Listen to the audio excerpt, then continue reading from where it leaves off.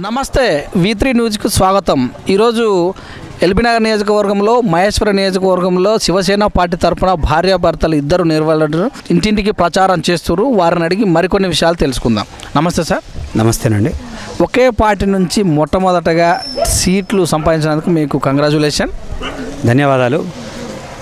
అయితే చూసుకున్నట్టయితే శివసేన పార్టీ అంటే ఇప్పటివరకు కూడా క్యాండిడేట్లు నిలబడిన చరిత్ర లేదు. ఇది మొదటిసారి అనుకుంటా. అంటే నిలబడినా కూడా ఇంత ఎక్కువ మందిని మొత్తంలో నిలబడబెట్టలేదు. మీరు టికెట్ ఆశించిన పరిధిలో ఇద్దరు సాధించారు. ఎలా సాధ్యమైంది? అంటే సాధ్యం కావడానికి మెయిన్ రీజన్ ఏంటంటే మేము చేస్తున్నటువంటి సేవా కార్యక్రమాలు గత 10 సంవత్సరాల నుండి అన్ని సామాజిక సేవా కార్యక్రమాల్లో నిరంతరం నేను చేస్తూ ఉన్నాను. అందులో భాగంగానే ఈ 2 స్థానాలు అది ఎందుకంటే ఇది మొత్తం కూడా మహేశ్వరం కానీ ఎల్బీనగర్ కానీ మలక్పేట్ కానీ ఒకప్పటి మలక్పేట్ నియోజకవర్గం ఇది 3 ముక్కలైంది. అంతా కలిసి ఉన్నటువంటి నియోజకవర్గం. మేము ఉంటున్నటువంటి ఏరియా మా ఇల్లు వచ్చేసి మహేశ్వరంలో ఉంటుంది. రోడ్డు దాటంగానే ఎల్బీనగర్ ఉంటుంది. అంటే నాకు మొత్తం కూడా ఈ 2 ప్రాంతాలు బాగా కలిసి ఉన్నటువంటి ప్రాంతాలు. ఈ 2 ప్రాంతాలను ఎంచుకోవడానికి గల కారణం అది.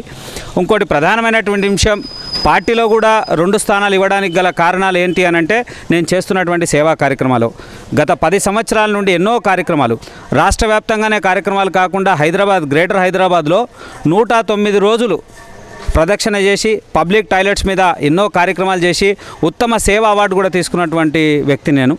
దాన్ని వాళ్ళందరూ కూడా రాష్ట్ర స్థాయి నాయకత్వం కానీ లేదా జాతీయ స్థాయి నాయకత్వం కానీ గుర్తించి నాకు ఈ అవకాశం ఇవ్వడం జరిగింది. ఓకే, మొత్తం మీద అయితే సీటు సాధించారు. ఇప్పుడు మీరు ఎల్బీనగర్లో పోటీ చేస్తున్నారు. అక్కడ కూడా చాలామంది బరిలో ఉన్నారు. మీరు మీ పార్టీకి కానీ మీకు కానీ ఓటేయాలంటే ప్రజలు ఆలోచించి ఓటేయాలి. ఆ ఆలోచన రేకించే అంశాలు ఏమైనా ఉన్నవా మీలో? ప్రధానమైనటువంటి అంశం ఒక హిందుత్వం వాదంగా చూసుకోవాలనుకుంటే ముందుగా మేము అయోధ్యలో రామ మందిరం అనేటువంటి మేజర్ కాన్సెప్ట్. దాంతో కాకుండా ప్రాంతీయాలకు సంబంధించిన ఈ రాష్ట్రంలో ఉన్నటువంటి వనరుల విషయంలో కానీ ఈ రాష్ట్రంలో జరుగుతున్న నిధులు నియామకాలు అటువంటి విషయంలో బలమైనటువంటి ఒక ప్రణాళికను సిద్ధం చేసుకొని రాష్ట్ర వ్యాప్తంగా చేస్తూ ఉన్నాం కార్యక్రమం. ప్రధానమైనటువంటి అంశం ఒక 6 అంశాలని ఒక ఎజెండాగా చేసుకొని ముందుకు సాగుతున్నాం.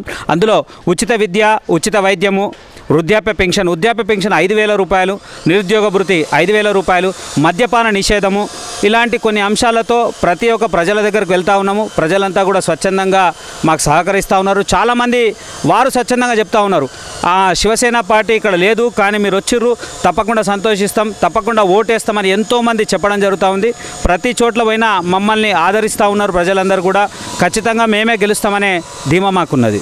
అయితే చూసుకున్నట్టయితే రాష్ట్ర ప్రభుత్వం నుంచి నిలబడినటువంటి వ్యక్తులు రాష్ట్రంలో అత్యధిక నిధులు ఎల్బీనగర్ తీసుకొచ్చామని, అదే కేంద్ర ప్రభుత్వంలో ఉన్నటువంటి వ్యక్తులు మేము జాతీయ నాయకత్వంతో సంబంధం ఉంది, మేము కనుక గెలిస్తే ఖచ్చితంగా ఎల్బీనగర్ అభివృద్ధి చేస్తామని, ఇంకా పూర్వంలో కాంగ్రెస్లో నిలబడిన వ్యక్తి ప్రజాకూటమి తరపున కూడా నిలబడి నేను చేసినటువంటి అభివృద్ధి కానొస్తుంది మరేం కానట్లేదు అని అంటారు. వారందరి మాట అలా ఉంటే మీరేమని చెప్పుకునే అవకాశం ఉంది? ఈ విషయానికి మీరు అడిగినటువంటి విషయానికి హాస్యాస్పదం. ఎందుకంటే మొన్న ఉన్నటువంటి ఎవరైతే ఎమ్మెల్యే ఉన్నారో ఆయన జాతీయ స్థాయి నాయకుడు. ఆయన జాతీయ స్థాయి కార్యక్రమాలు చూసుకోవడం సరిపోయింది. ఒక సామాజిక వర్గాన్ని ఒక వర్గానికి చూసుకోవడం సరిపోయింది కానీ నియోజకవర్గ విషయంలో పూర్తిగా శూన్యం. అది కాకుండా ఎప్పుడైతే ఆయన లాస్ట్ ఇయర్ ఇచ్చినటువంటి అఫిడవిట్లో ఇప్పుడు ఇచ్చినటువంటి అఫిడవిట్లో అసలు కోట్ల రూపాయలు ఎట్లా గడించిండు. ఆయన నిస్వార్థంగా నిజాయితీగా ఉంటానే చాలాసార్లు వినడం జరిగింది. కానీ ఆయన ఇచ్చినటువంటి 2 అఫిడవిట్లో గతంలో ఇచ్చినటువంటి లాస్ట్ ఎప్పుడైతే 2014 ఎన్నికల్లో ఇచ్చినటువంటి అఫిడవిట్ లేదా ఇప్పుడు ఇచ్చినటువంటి అఫిడవిట్లో చూస్తూ ఉంటే ఆస్తులైన డబల్ అయినాయి. ఒకవేళ ఆయన నిజాయితీగా చేసి ఉంటే ఇంత ఆస్తులు ఎట్లా వస్తాయి? అది ఎలా సాధ్యం? అదొకటి. దాని తర్వాత ఇంకో నాయకుడు గతంలో ఉన్నటువంటి కాంగ్రెస్ పార్టీకి సంబంధించినటువంటి నాయకుడు ఇప్పుడు ఆయన కూడా అసలు నిజంగా కూడా ఆయన అభివృద్ధి చేసి ఉంటే 3వ స్థానంలోకి ఎట్లా పోతాడు? మొన్న ఎన్నికల్లో ఆయన 3వ స్థానంలో పోవడం జరిగింది. ఆర్ కృష్ణయ్య గారు ఈసారి ఈ నియోజకవర్గాన్ని విడిచిపెట్టిపోయాడు. ఒకవేళ అభివృద్ధి చేసి ఉంటే ఇదే నియోజకవర్గంలో ఆయన టికెట్ ఆశించేవాడు కదా, మళ్ళీ చేసేవాడు కదా. అంటే అభివృద్ధి విషయంలో శూన్యం. ఎల్బీనగర్ నియోజకవర్గంలో ఇంత పెద్ద నియోజకవర్గం 11 డివిజన్ల నుండి ఎక్కడ వ్యవస్థ అక్కడనే కుంటుపడిపోయింది. తాగునీరు సరిగ్గా లేదు, డ్రైనేజ్ వ్యవస్థ సరిగ్గా లేదు, అసలు కనీస బస్సు సౌకర్యాలు లేనివంటి ఎన్నో కాలనీలు, కొన్ని కాలనీలలో పర్మిషన్లు లేవు, కొన్ని ఇండ్లకి పట్టాలు ఇవ్వలేని పరిస్థితి. ప్రజల్ని మొత్తం ప్రభుత్వాలు కానీ ఉన్నటువంటి అధికారులు కానీ హింసిస్తూ ఉన్నారు. అది రోజు మేము ప్రత్యక్షంగా చూస్తూ ఉన్నాం. ఎందుకంటే ఈ నియోజకవర్గానికి సంబంధించినదంతా కూడా మున్సిపల్ ఆఫీస్, నా ఇంటి ముందే మున్సిపల్ ఆఫీస్. అంటే ప్రజలు ఎంత ఇబ్బందులు పడుతూ ఉన్నారు, వాళ్ళు జరుగుతున్నటువంటి సమస్యలు ఏంది, వాళ్ళు ఎంతెంత ఇబ్బందులు పడుతూ ఉన్నారు అనేది మేము రోజు ప్రత్యక్షంగా చూస్తూ ఉన్నాం. కాబట్టే ఈ బరిలోకి రావడం మా ఆలోచనతో వచ్చినాం. అయితే మీరు చూసినట్టయితే మున్సిపాలిటీ ఆఫీస్ మా ఇంటి ముందర ఉంది, చాలామంది సమస్యలతో వచ్చారని అంటారు. వాళ్ళ తరపున నాయకత్వం వహించి మీరు ఎప్పుడైనా ఉద్యమాలు చేసిన అవకాశం ఉందా? చాలా సందర్భాల్లో రేడ్ చేయడం జరిగిందండి.